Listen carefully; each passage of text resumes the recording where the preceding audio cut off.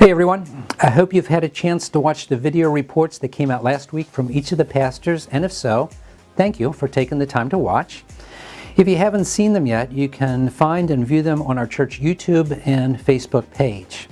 Now this video that you're now watching, it deals with church finances, as every year we look to help walk everyone through the part of the annual council report where the financial information is found. It begins with the Treasurer's Report, which provides a detailed account of all the expenses that we incurred in 2022. You'll see a list of well over 100 line items, and with each one a column indicating anticipated expenses at the beginning of the year, and another column indicating what was actually spent in each of these areas by the end of the year.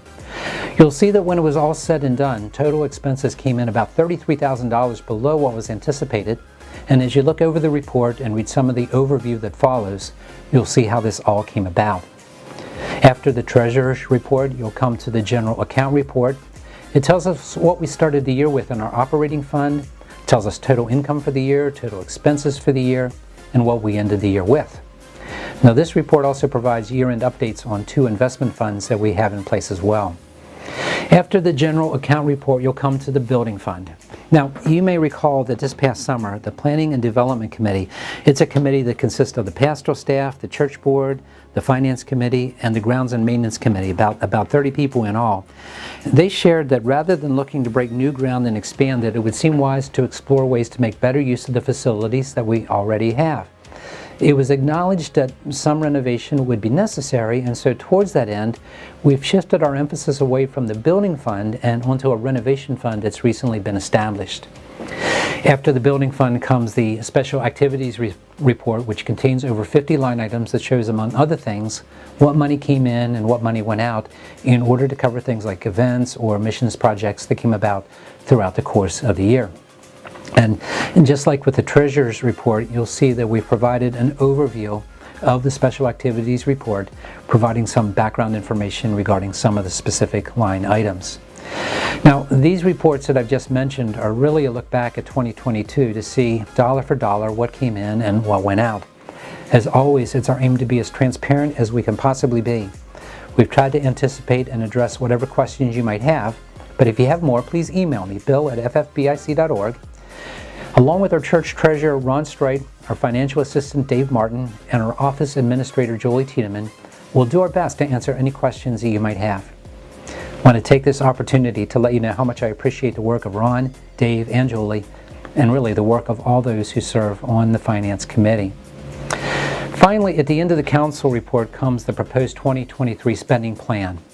The figure that our Finance Committee and our church board is recommending and asking you to approve, it's $910,175. Now, this is an increase of approximately $24,000 over 2022 and an increase of approximately $70,000 over 2022 contributions.